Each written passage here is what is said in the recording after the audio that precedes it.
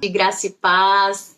Eu me sinto tão honrada de estar aqui, porque sempre foi meu sonho falar sobre missões e Deus nos deu essa oportunidade agora, em plena época de pandemia e conferência online, né? Deus tem nos mostrado outros meios de levar a palavra dele, né? Então vamos começar. Eu queria começar agradecendo a pastora Cláudia e a Missão ID por ter confiado em nós para ministrar, né, no meio de tantas pessoas que têm feito tanto para Deus e para as pessoas. Eu me sinto muito honrada e quero agradecer a Deus e honrar a sua vida por tudo isso que você tem derramado em nós e em todas as pessoas para receber ainda mais do que Deus tem depositado, né? O tema que hoje nós vamos falar, vamos conversar, é missões com gestantes. Eu não sei se vocês conhecem algum trabalho de missões com gestantes, mas é algo que Deus tem colocado no meu coração através da doulagem. Eu vou explicar um pouquinho mais para vocês do que é e do que se trata.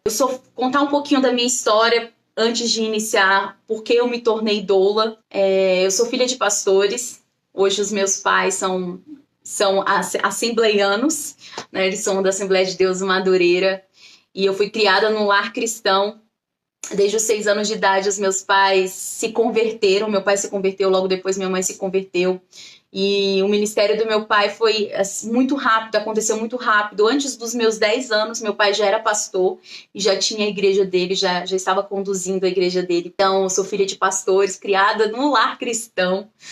E aos 19 anos eu me casei e aos 25 eu tive minha primeira filha. Eu sempre servi na igreja, né? Então fazer todo esse trabalho de serviço a gente fazia muito, porque igreja pequena, filhos de pastores fazem de tudo, né? Vai cuidar das crianças, vai cuidar dos jovens, vai estar lá ministrando louvor.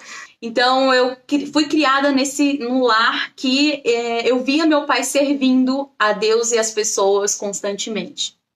Aos 19 anos eu me casei, e quando eu me casei, as coisas mudaram um pouco. Eu não me desviei, mas eu me esfriei no evangelho no meu período de casamento, né? Casei com um rapaz cristão. E no período do casamento, a gente não encontrava igreja para congregar, porque na visão dele, as igrejas que a gente ia não se encaixavam no que ele queria. Enfim, fiquei 8 anos casada. Hoje eu sou divorciada e vivo assim para Deus e para os meus filhos.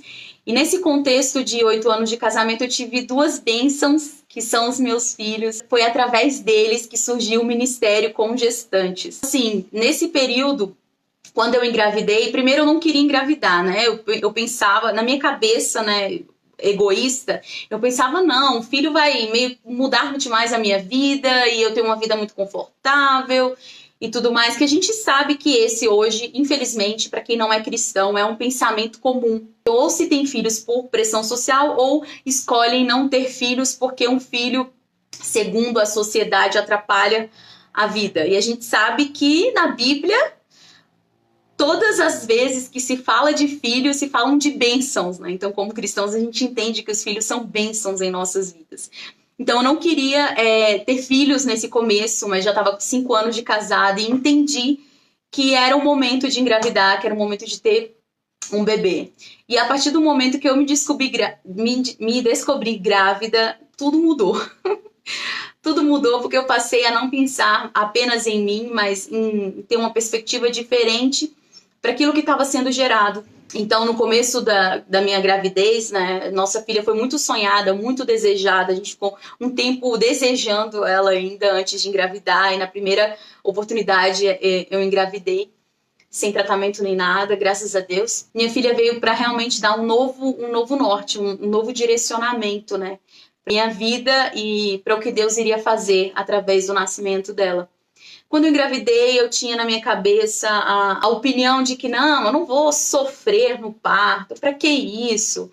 Vou agendar uma cesariana mesmo, que aí eu consegui maquiar, arrumo o meu cabelo e tá tudo certo. Na minha cabeça era essa a opinião que eu tinha e até aí tudo bem.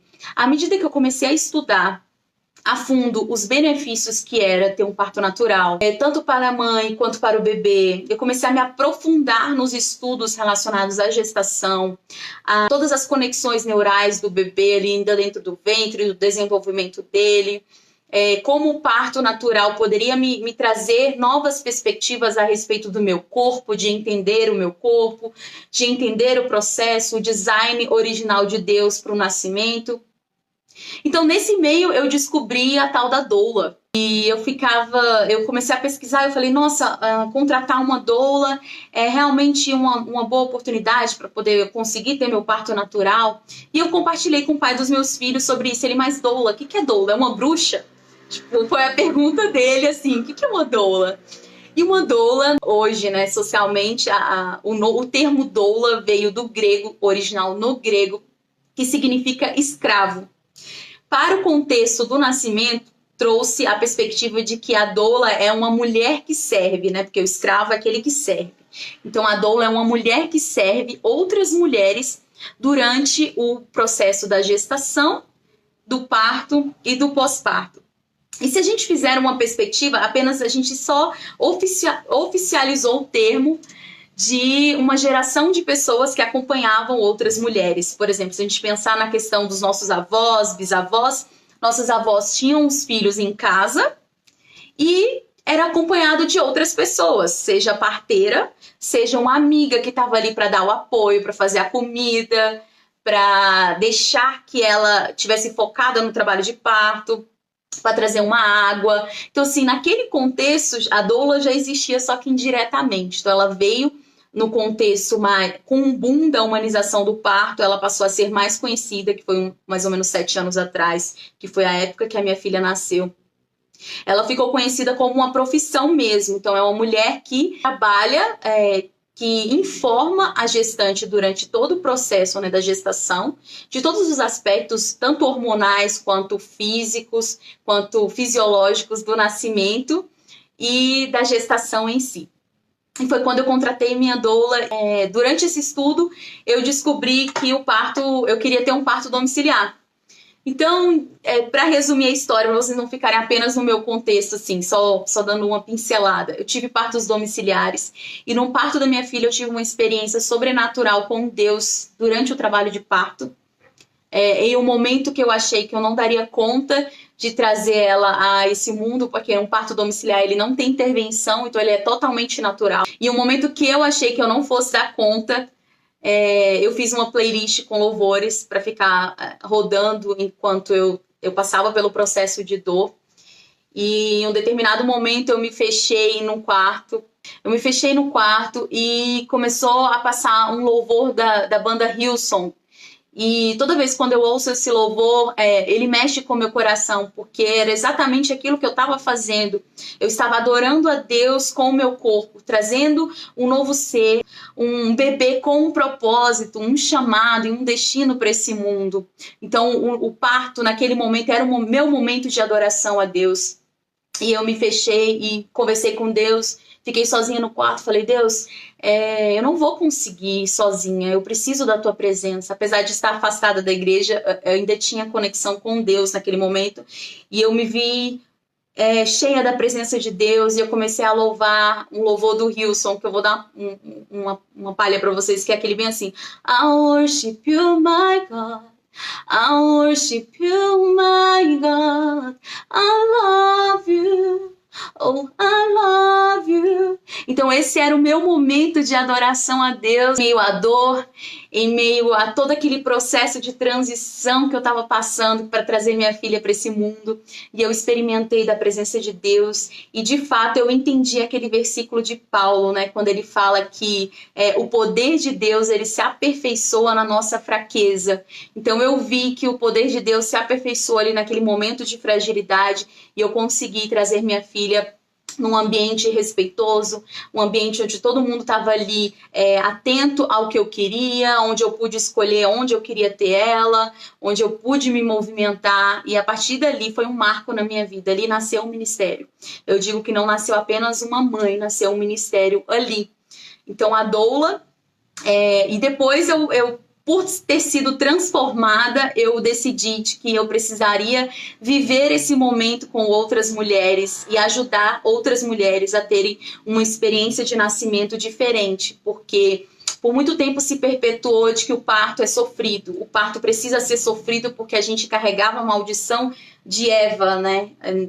Que o parto, na verdade, ele veio como um castigo de Deus para a mulher.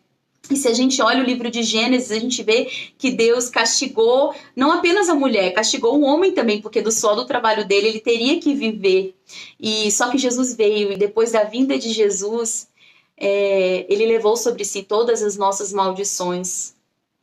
Então a maldição que estava sobre a mulher para ter um bebê, ela caiu por terra quando Jesus morreu na cruz por nós. E nos deu esse acesso e essa liberdade. Então o parto ele não precisa ser algo sofrido. Ele sim é algo doloroso, até porque a dor ela é uma sinalização de que algo precisa ter atenção. Então, se você sente uma dor, se você não sente dor, você não consegue identificar que você está precisando de ajuda. O parto é a mesma coisa. Imagine se a gente não sentisse dor para ter o bebê, a gente ia ao supermercado, o bebê escorregaria da nossa perna, né?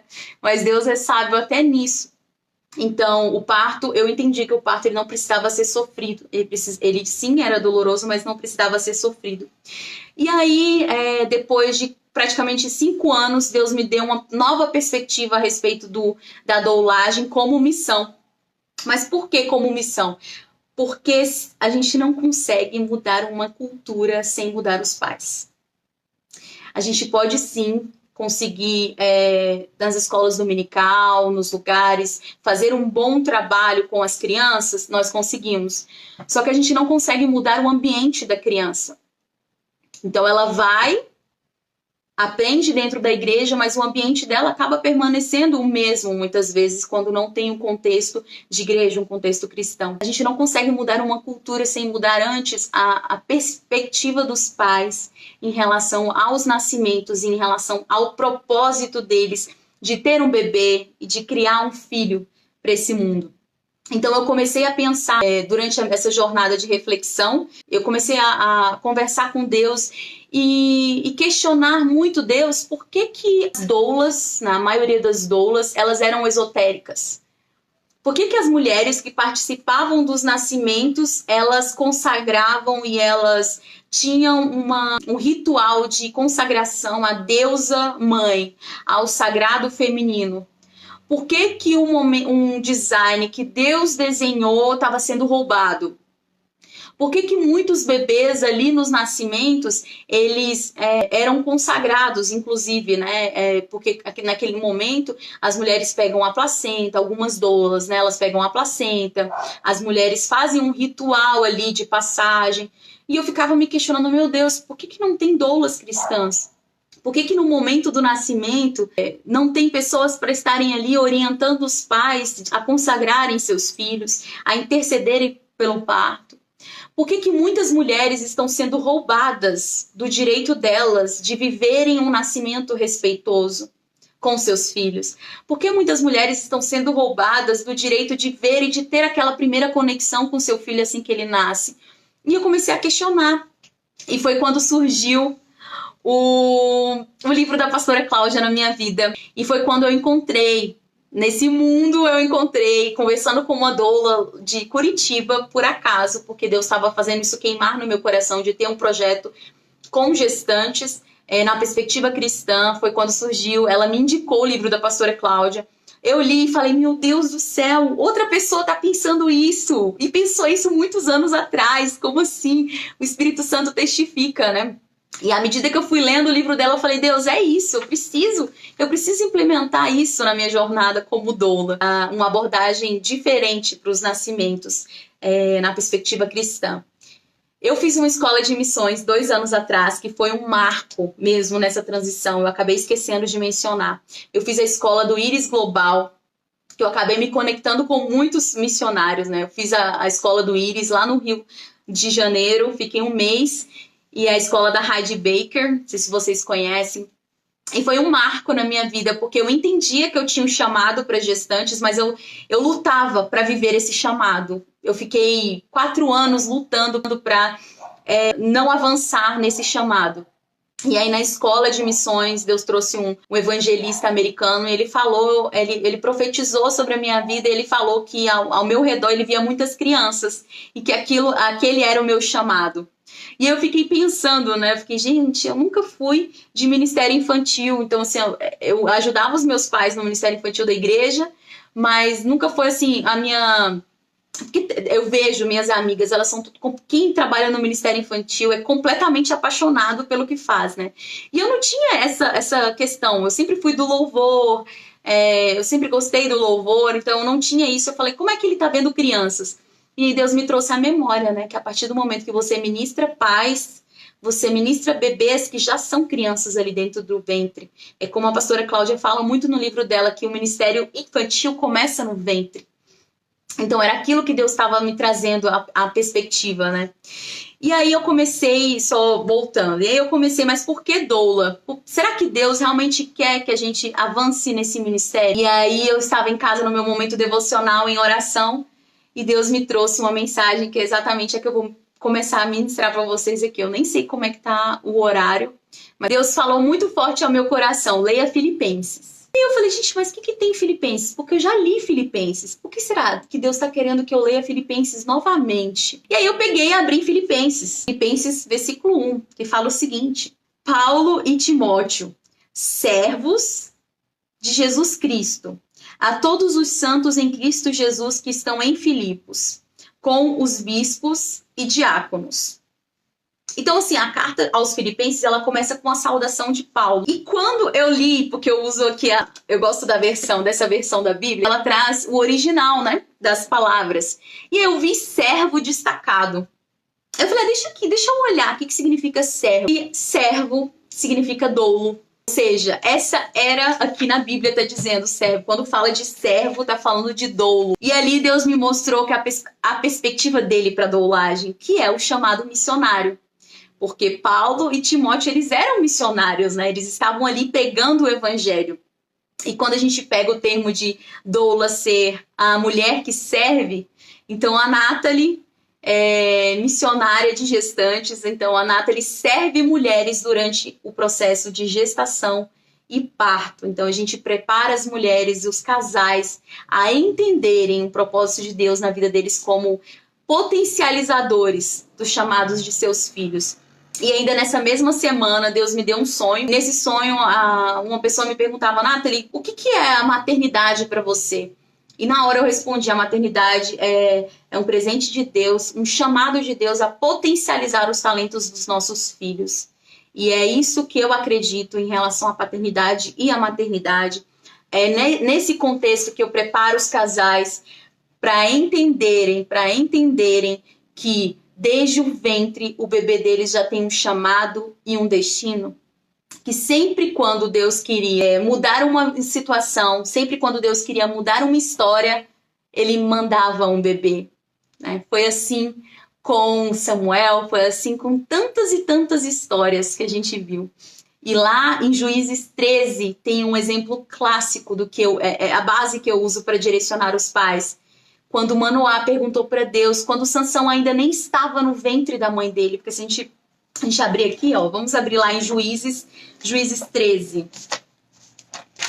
Juízes 13, versículo 3, fala o seguinte: agora, pois, guarda-te de que bebas vinho e bebida forte, nem coma coisas imundas, porque eis que tu conceberás e terás um filho. Tu conceberás, ou seja, a esposa de Manoá era uma pessoa estéril, e o anjo vem e fala para ela que ela vai conceber. Ela ainda vai conceber. Você vai conceber e terás um filho cuja cabeça não passará navalha. Olha a instrução aí. A instrução. O bebê nem estava no ventre dela ainda, já tinha uma instrução. A cabeça dele não vai ser passada a navalha. Portanto, esse menino será nazireu. Olha o chamado aí do bebê. Antes dele ser gerado. De Deus desde o ventre, e ele começará a livrar a Israel da mão dos filisteus. Olha um destino. Então, aqui nesse versículo nós já vimos uma direção em relação a como conduzir o nascimento dele, né? O que seria a direção de não raspar a cabeça. O chamado dele para nazireu e o destino dele, que era o quê? Livrar Israel da mão dos filisteus. Deus trouxe essa perspectiva para esse casal e o bebê ainda nem tinha sido gerado. O bebê ainda não estava no ventre. Olha a importância da preparação dos casais dentro da igreja sobre ter filhos, que a gente começa ali na raiz. Depois veio o anjo e fala, porque Manoá não sabia do que tinha acontecido. A revelação tinha sido dada para a mulher dele, né? E o anjo repete para ele. Mas Manoá antes pergunta o seguinte: Ô Senhor, rogo-te que o homem de Deus que enviaste ainda venha para nós outra vez e nos ensine o que devemos fazer ao menino que vai nascer. Quantos pais perguntam quando os seus bebês estão na barriga? Perguntam para Deus como guiar os seus filhos e qual é o propósito deles. Quantos pais hoje a gente vê? Eu digo isso porque eu trabalho com casais e quando eu falo isso, eles nunca nem pensaram nisso. De perguntar para Deus como direcionar e como guiar os filhos. A gente vive uma sociedade onde querem colocar os pais, a maternidade, a paternidade dentro de uma caixinha. E a gente também vive uma sociedade que está doente quando se fala de família.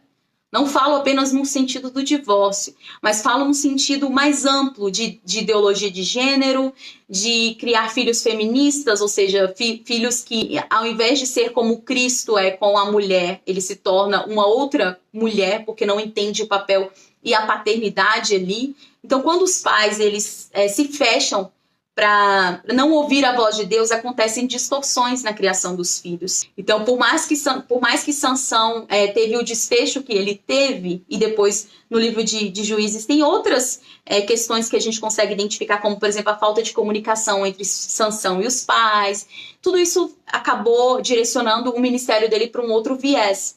Mas a gente percebe que quando a gente entende, quando a gente coloca na mente dos pais, e isso vai para a maioria que estão no campo missionário, quando a gente consegue entrar numa família para trabalhar toda a questão da gestação, do pré-natal, quando a gente consegue trabalhar todas essas questões, vocês veem que são 9 meses de discipulado que a gente pode fazer dentro de uma família, preparando eles para o destino deles como pais, porque muitas pessoas, a gente vive na sociedade, muitas pessoas com crise de identidade, porque a paternidade, lá em Provérbios 6, fala a respeito do chamado da mãe e do pai, né? O pai é como um farol que guia. O farol faz o quê? O farol dá a direção. Então, quando a gente fala da paternidade no contexto do Velho Testamento, a gente via que os pais eram aqueles que chamavam a identidade dos filhos através do nome. Então, quando escolhia um nome, ele já dava um destino para o filho dele quando ele escolhia um nome. A gente vê isso com a história com o nome de Jacó e vários nomes no Velho Testamento, que teve as pessoas que tiveram seus nomes mudados, né? Então, a gente vê isso, que o pai, no contexto, ele chama a identidade. Só que a gente viveu várias ondas de feminismo que tirou o homem da jogada. Digo socialmente. Então, quando tirou o homem da jogada, não no sentido de igualdade, porque nós, homens e mulheres, nós somos iguais perante a Deus, com habilidades diferentes e chamados diferentes. Não o melhor nem o pior, com chamados diferentes. Então, quando a sociedade colocou a mulher em um determinado lugar que muitas vezes a gente, obviamente, precisaríamos ter conquistado, mas tirou a masculinidade, então tirou quem gerava identidade. E hoje a gente vê o reflexo disso, de pessoas sem identidade, pessoas com orfandade ligada a Deus, por quê? Porque não tiveram uma paternidade. E apesar de terem pais, muitas vezes podem não ter tido pais que exercia o chamado deles de chamar a identidade, de convocar o destino dos filhos. E aí a gente vê também o papel da mãe. A mãe é como a luz que clareia. Quando a gente vê lá em Provérbios 6, do 20 ao 23, se eu não me engano. A mãe é como a luz que clareia. Então, olha a diferença entre a luz que clareia e o farol. Qual o sentido do farol? O farol, ele dá a direção, né? O farol, ele vai ver lá na frente, que se parece muito com as habilidades dos homens, né? Que os homens têm essa questão mais motora, alguns, tá? Até neurologicamente, quando a gente vai estudar neurociência, a gente vê isso. Que eles têm mais habilidade motora, que eles são mais objetivos, que nós somos mais sensíveis, nós somos mais atentos ao que está acontecendo. Então, a mulher é como a luz que clareia. Qual o sentido da luz? A luz, ela vai caminhando. À medida que você vai segurando a luz, ela vai clareando aquele ambiente. Então, os pais, eles têm a autoridade da parte de Deus para convocar destinos, para chamar identidades. E a mãe tem o papel de fazer o quê? De ser aquela que ajuda, aquela que caminha todos os dias fazendo o chamado se cumprir. Porque o pai, ele traz esse chamado, né? Chama a existência, a mãe vai caminhando diariamente para fazer com que esse propósito e essa missão se cumpra. Nós somos a mantenedoras do destino dos nossos filhos. Então vocês entendem que são papéis diferentes, no mesmo nível de importância, mas papéis diferentes que se perdeu e se distorceu com a sociedade. Então, quando a gente chama os casais, a gente faz o discipulado durante esses 9 meses, é justamente para preparar esses pais para entenderem que eles são potencializadores de destinos. Nossos filhos são como flechas. As flechas a gente não segura pra gente, a gente lança. E a gente sabe o destino dessa flecha quando a gente lança, porque ninguém pega a flecha e sai atirando para todo lado.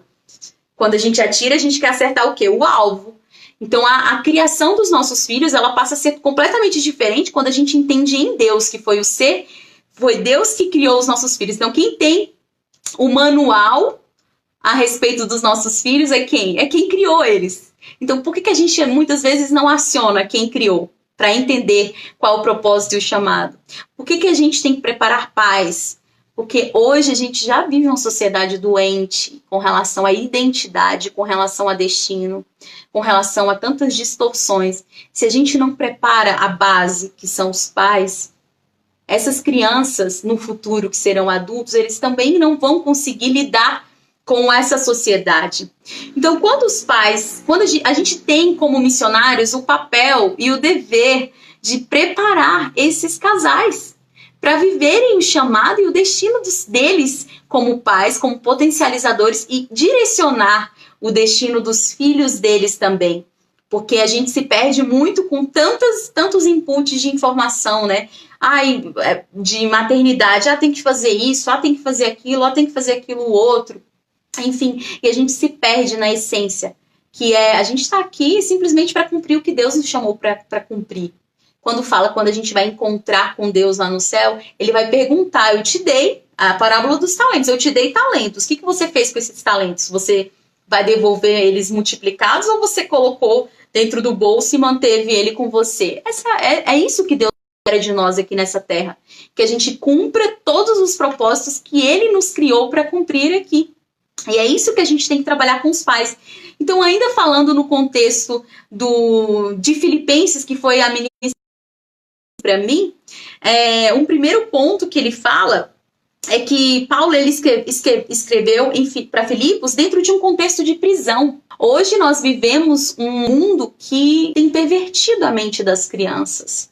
Um mundo que tem tentado roubar ainda desde o ventre com apoio ao aborto, querendo matar essas crianças ainda desde o ventre, achando que eles não são crianças também, que eles são apenas um feto. Por isso que eu não gosto de usar feto nas minhas aulas, porque eu acho que o feto é uma forma que as pessoas usam para dissociar a conexão que a gente tem quando a gente fala um bebê, que é um ser humano, né?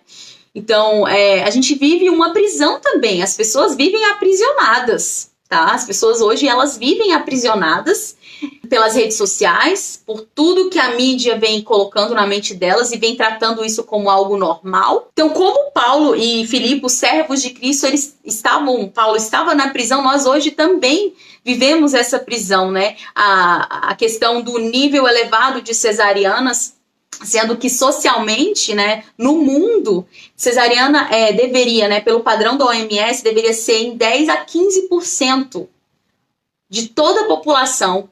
E a gente vê no Brasil o nível de 50% entre um ranking de países que a via de parto que mais acontece é a cesariana. Então a doula, nesse contexto, ela vem para minimizar isso, para trazer mais conforto para a mulher durante o trabalho de parto, com métodos para alívio da dor. Então Paulo, ele estava numa prisão. Então hoje a gente vive uma guerra com os nascimentos. Eu digo isso para vocês porque eu acompanho nascimentos e eu vejo como o inimigo tem tentado roubar esse momento das mulheres. Vocês não têm noção do que eu vivo, do que eu vejo. quando eu falo para gestantes no meu Instagram, que eu vou deixar aqui para vocês, que tem sempre devocionais, orações de gestantes, tem sempre várias informações lá. Quando eu falo para as mulheres, crie uma rede de intercessão pelo seu parto.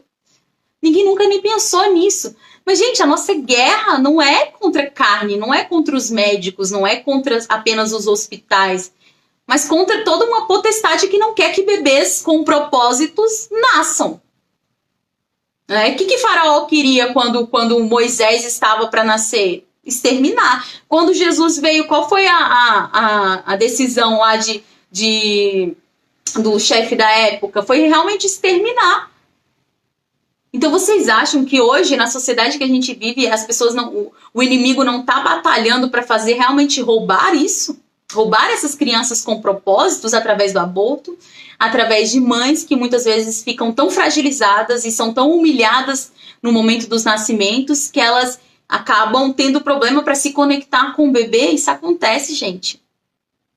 Mães que passam pelo processo do pós-parto com depressões profundas. Eu faço psicologia perinatal, então eu vejo quadros de mães que no pós-parto tem esquizofrenia, sabe? Tem psicopatologias depois do nascimento. E cadê o povo de Deus para acolher essas pessoas, essas mulheres nesse período de tamanha fragilidade? Então é esse olhar que eu tenho e que eu gostaria muito de passar para vocês. A mulher durante a gestação, ela precisa ser acolhida. E tudo que ela produz, os hormônios e tudo que ela produz, ela está produzindo 24 horas por dia um novo ser dentro dela. Então ela precisa desse amor, ela precisa desse acolhimento, ela precisa se sentir amada. Eu acompanho muitos missionários, né? Por isso que Deus, de fato, acendeu ainda mais isso no meu coração, e com um propósito, que vem o segundo ponto, né? De Filipenses ainda, que foi a questão de Paulo falar para os líderes da igreja. E eu tô falando para líderes aqui também. E por um tempo eu questionei, Deus, porque só aparecem casais grávidos, missionários para mim, pastores? E Deus falou, porque eles serão multiplicadores daquilo que você tá repassando para eles, dessa importância do nascer diferente, do nascer com propósito, do experimentar da presença de Deus de forma sobrenatural. Eu tenho acompanhado vários. Tem uma gestante minha que eu acompanhei virtualmente lá de Lages, né, Santa Catarina. Gente, ela com 10 centímetros de dilatação, ela começou a cantar um louvor, Bebê Milagre. 10 centímetros de dilatação, sem anestesia. Ela cantou, que inundou aquele centro obstétrico, que as pessoas, as enfermeiras, os médicos foram tocados e sentiram a presença de Deus ali naquele momento. Então é isso que Deus espera para nós, como os nascimentos, como a forma como os bebês nascem. Eu fico me perguntando a hostilidade que muitos bebês nascem, né? Que o cordão é cortado de forma abrupta, não passa todo o ferro que precisa para o bebê, e o bebê é levado, separado da sua mãe. Imagina um bebê que tá no ventre, ouvindo o batimento cardíaco da mãe, tá sentindo as emoções dela, tá ouvindo a voz dela, e aí quando ele passa a transição dele para esse mundo, lá ele tá todo cercado de amor, de carinho, de cuidado, aí vem para esse mundo e ele simplesmente é levado para fora, de longe da mãe dele, um momento que ele poderia conhecer pessoalmente, ver e enxergar o rosto da mãe dele, que ele passou 9 meses apenas ouvindo. E essas mulheres são roubadas de ter esse momento, essa conexão inicial. Eu fico pensando, quando eu chegar no céu, como que eu quero ser recebida lá no céu? Eu falo, eu não quero ser recebida com um pé na bunda ou de forma hostil. Eu quero ser recebida de forma a celebrar, com louvores sendo entoados. E é essa forma como eu vejo os nascimentos. Então imagina um bebê nascer cheio da presença de Deus, em momentos de adoração. Eu falo para os pais, você tá naquele momento, vai lá, consagra teu filho ao Senhor. Vai lá e ora por ele, já consagre ele a Deus naquele momento. Então, assim, é um momento tão, tão íntimo, né? E Deus realmente me ministrou muito isso, porque eu tenho acompanhado casais de missionários pelo mundo. Então, assim, Deus espera uma nova perspectiva em relação à forma como esses bebês nascem. Então, em Filipenses 1, o amor deve ser a nossa referência. E ninguém pode ignorar e aprisionar a mensagem. Então, a mensagem que Deus colocou no nosso coração, ela tem que ser disseminada. Os pais têm que saber da responsabilidade deles com relação à criação dos seus filhos, em relação ao destino dos seus filhos, as palavras que eles falam, as palavras que são emitidas através da boca deles, porque Deus deu autoridade e a gente sabe que as palavras têm poder. Então, as palavras dos pais podem mudar o destino dos seus filhos. Então, os pais eles precisam estar conscientes dessa responsabilidade. A mensagem ela não pode ser aprisionada. Eu vejo algumas doulas cristãs sendo perseguidas. E isso é o evangelho. Esse é o evangelho. A gente tem que estar aqui disposto a morrer por Cristo. Morrer por Cristo e não parar frente às guerras, né? Em frente às perseguições. Porque... como Paulo diz, para mim o viver é Cristo e morrer é o quê? É lucro. Eu quero chegar lá no céu tendo a convicção de que eu cumpri o chamado de Deus aqui nessa terra. Em Filipenses 2, fala a respeito de que Cristo assumiu a condição de servo. Cristo veio a esse mundo para ser doulo, nosso doulo.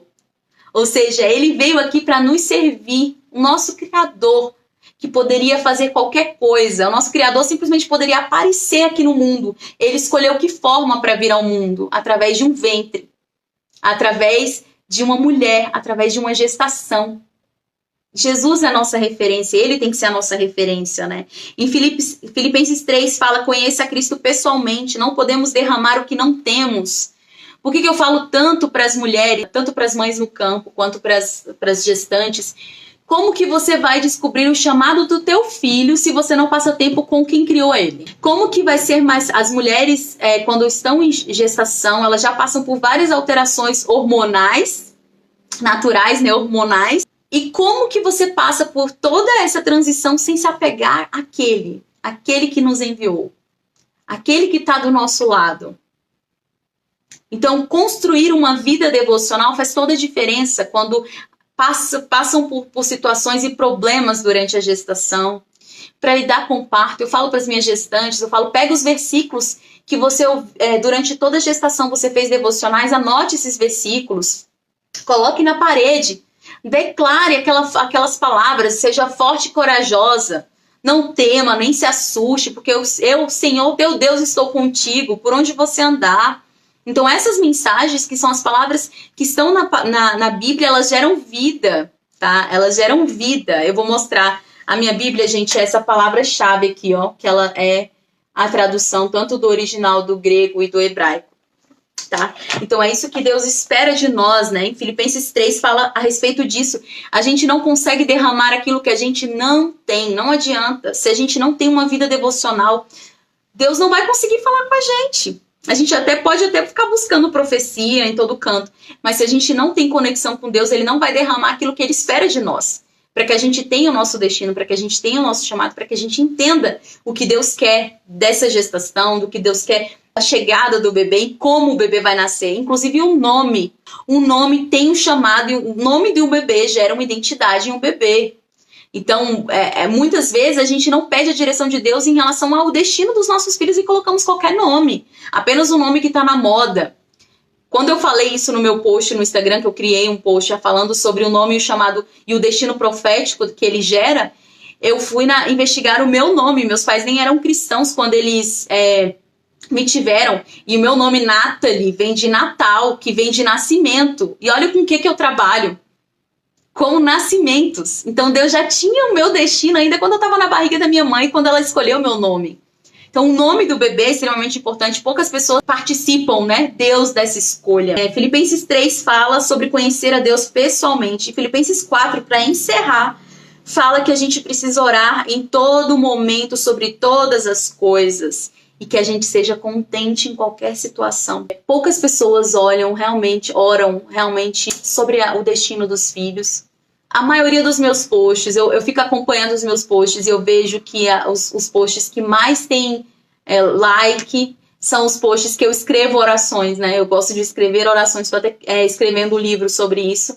Então eu gosto de escrever orações, porque muitas vezes a gente nem sabe como orar, né? E a palavra de Deus está aqui para nos ensinar. A palavra de Deus é rica. A gente pode chamar a existência... Na palavra fala que a gente pode chamar a existência coisas que ainda nem existem. Então a gente pode chamar a existência o destino dos nossos filhos. A gente pode gerar palavras de vida através das nossas orações, mas poucas pessoas pegam a Bíblia e oram os versículos da Bíblia. Então, o que eu queria passar para vocês era justamente isso. Vocês entendam o quão importante é ministrar os casais que estão grávidos. O quão importante é o nascimento. O nascimento é uma transição de um bebê que estava no ventre para um bebê que veio para o mundo para cumprir um chamado. Eu sou administradora de formação, trabalho com planejamento estratégico e a gente vê que toda empresa que quer ser bem-sucedida, ela elabora uma missão, uma visão e os valores, que é aquilo que sustenta nos tempos de crise. Então, toda empresa vai passar por altos e baixos. E quando ela está olhando ali pelo mapa estratégico, ela cria todas as ações, todo o direcionamento dela vai baseado aonde? Vai baseado naquele mapa. Na missão, na visão e no destino, nos objetivos estratégicos dela. Olha aqui o nosso mapa estratégico para criar filhos. Tá aqui. Esse é o nosso mapa estratégico, esse é o nosso guia. Como diz o gato da Alice no País das Maravilhas, se você não sabe para onde você quer ir, qualquer caminho serve. E a gente não quer criar filhos que não saibam para onde eles estão indo. E a gente também não quer discipular crianças cujos pais não sabem para onde guiá-los, não sabem como direcioná-los. A gente quer uma geração de pessoas que tenham a identidade de Cristo tão cravada nelas que elas estejam decididas a morrer por Cristo, que são os heróis da fé. Então é isso que a gente tem que esperar e é isso que a gente tem que ministrar. Tudo acontece no ventre. Hoje eu falei para uma gestante, quando a gente vai ler lá Juízes 13, a gente vê que a direção a respeito de não comer comida suja e não beber vinho ou bebidas fortes não foi só para Sansão, foi para a mãe dele também. Por que será? A gente que estuda um pouco de psicoembriologia, neurociência do feto, a gente vê que tudo que a mãe consome durante a gestação forma a papila gustativa dos filhos através do líquido amniótico. Aquela direção milenar, anos atrás, já era uma direção que se perpetua hoje. Se a gente quer filhos que comam verduras, a gente precisa consumir isso. A conexão é muito forte no ventre. O encontro de Isabel com Maria, o filho dela, João Batista, sentiu a presença de Deus, do Criador ali naquele encontro, aquele momento. Os bebês que estão na barriga, eles já têm um chamado. Todas as pessoas que estão nesse mundo, eles têm um chamado e um destino. E todo bebê vem nesse mundo para ser resposta de alguma questão. Eu oro todos os dias e falo, Senhor, eu quero ser resposta. Me mostre quais são as perguntas, porque eu quero ser resposta para essa nova geração. Eu quero que uma nova geração de bebês venham a esse mundo com um propósito e um chamado, um destino por ti.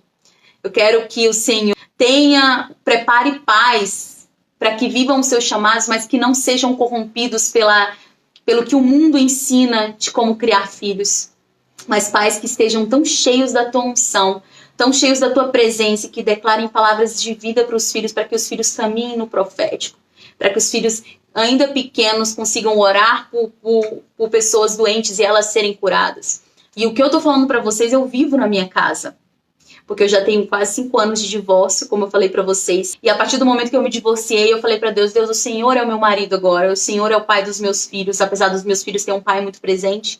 Eu falei pra ele, Senhor, aqui na nossa casa, o Senhor é o sacerdote dessa casa.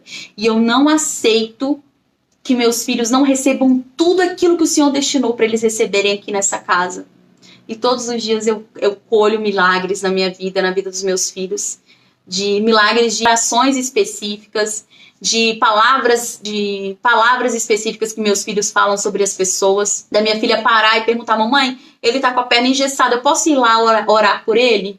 Minha filha tem 7 anos, meu filho tem 5, eu não falei pra vocês, E ela tem a convicção, eu quero ser missionária, mamãe, mas eu quero ser médica, porque eu quero ir pro campo para ajudar a cuidar das pessoas. Então ela tem 7 anos e ela já sabe o chamado dela. Por quê? Porque eu oro todos os dias. E eu falo, Deus, o Senhor trouxe o Theo e a Emily nesse mundo para cumprir um chamado e eu quero ser sua ajudadora nesse ministério deles.